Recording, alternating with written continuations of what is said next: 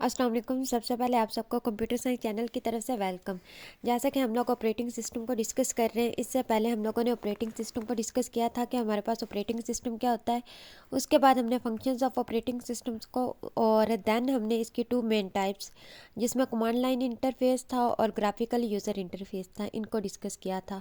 अब हम इसकी फर्दर टाइप्स पे जो है अपनी वीडियोज़ को बना रहे हैं और इनको डिस्कस करते जा रहे हैं फर्दर टॉपिक वाइज। तो आज की जो वीडियो है वो हमारी टाइम शेयरिंग ऑपरेटिंग सिस्टम से रिलेटेड है।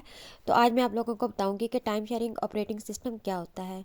जिस तरह आप लोगों को टाइम शेयरिंग से पता चल रहा होगा कि जो ऑपरेटिंग सिस्टम है इसमें टाइम शेयर हो रहा होता है। बेसिकली इसमें जो एक रिसोर्स होता है उसको multiple users at a time use कर रहे होते हैं और अपना अपना जो टास्क परफॉर्म करवाना होता है वो परफॉर्म करवाते हैं। तो time sharing is a method that allows multiple users, क्या करता है कि ये मल्टीपल यूज़र को अलाउ करता है टू शेयर रिसोर्स, अपने रिसोर्स को शेयर करने के लिए सिमुलटेनियसली एट अ टाइम मीन्स एक ही वक्त में डिफरेंट यूज़र्स को एक रिसोर्स जो है वो शेयर किया जाता है। Multiple users can use specific computer at the same time in different places पर लोग जो होते हैं या मल्टीपल यूज़र जो होते हैं वो अपने अपने कंप्यूटर को एक रिसोर्स को यूज़ करते हुए यूज़ कर रहे होते हैं। Time sharing operating system is that. अब टाइम शेयरिंग ऑपरेटिंग सिस्टम क्या है, इसकी डेफिनेशन क्या है, तो इसको हम इस तरह लिख सकते हैं, is that in which from many tasks.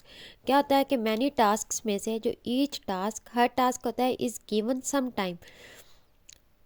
बहुत ज़्यादा हमारे पास टास्क हैं, उनमें से हर एक टास्क को सम टाइम, कुछ टाइम दिया जाता है टू एग्जीक्यूट होने के लिए। अब ऐसा क्यों होता है? ताकि जो हमारा प्रोसेस है वो स्मूथली वर्क करे और सिस्टम में कोई भी हमारे पास एरर या प्रॉब्लम क्रिएट ना हो, इसलिए हर टास्क को थोड़ा थोड़ा टाइम देकर उसको एग्जीक्यूट करवा लिया जाता है। A time sharing operating system is that in which from many task each task is given some time to execute so that all process can smoothly without any problem. Multiple jobs, अब हम बात कर लेते हैं, ऊपर time sharing था, अब multiple jobs जो हम टाइम शेयरिंग को यूज़ करते हुए एग्जीक्यूट करवाते हैं वो क्या होती हैं। Multiple jobs are executed by the CPU. इनको भी कौन हमारे पास एग्जीक्यूट कर रहा होता है? प्रोसेसर कर रहा होता है, जिसको हम सीपीयू भी बोल सकते हैं। As the system switches rapidly from one task, जैसे हमारा सिस्टम जो होता है एक टास्क के साथ स्विच होता है, or user to the other, या फिर हमारे पास जो यूज़र इस सिस्टम को यूज़ कर रहा होता है वो दूसरे के साथ अटैच होता है या स्विच होता है, तो थोड़े से टाइम बाद क्या होता है, हमारा टास्क परफॉर्म हो जाता है। मीन्स मल्टीपल जॉब्स हैं, उनमें पहले हम एक जॉब को एग्जीक्यूट करवा लेते हैं, फिर दूसरी को, फिर तीसरी को, फिर चौथी को। तो multiple jobs are executed by the CPU as the system switch rapidly from one task or user to the other. A short time slot is given to each task or user for their executions and all feel that system is not shared, thus the user can receive an immediate response।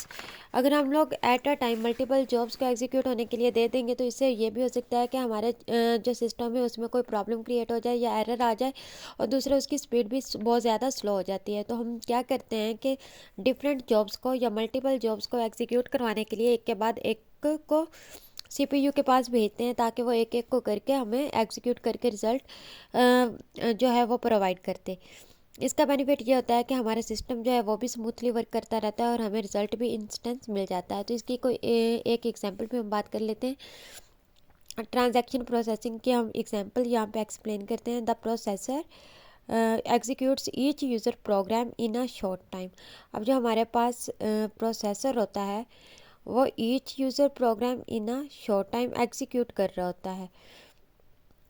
These systems are also known as multitasking system। अब जब हमारा एक processor different jobs को perform करेगा तो साफ ज़ाहिर हम उसको मल्टीटास्किंग सिस्टम का नाम ही देंगे। The task can be from single user और फ्रॉम डिफरेंट यूज़र्स आल्सो। अब क्या होता है कि एक यूज़र भी डिफरेंट हमारे पास जॉब्स को परफॉर्म कर सकता है और डिफरेंट यूज़र्स भी डिफरेंट जॉब्स को परफॉर्म कर सकते हैं। The time that each task gets to execute is called quantum.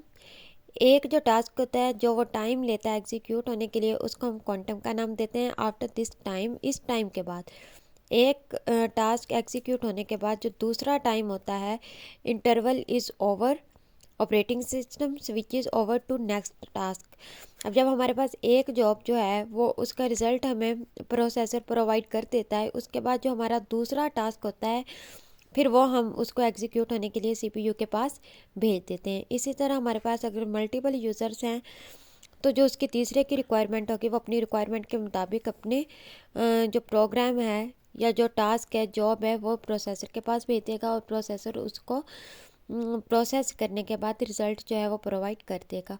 उम्मीद करती हूँ आप लोगों को टाइम शेयरिंग ऑपरेटिंग सिस्टम की समझ आ गई होगी। अगर फिर भी आप लोगों का कोई क्वेश्चन है इससे रिलेटेड तो आप लोग कमेंट सेक्शन में कर सकते हैं।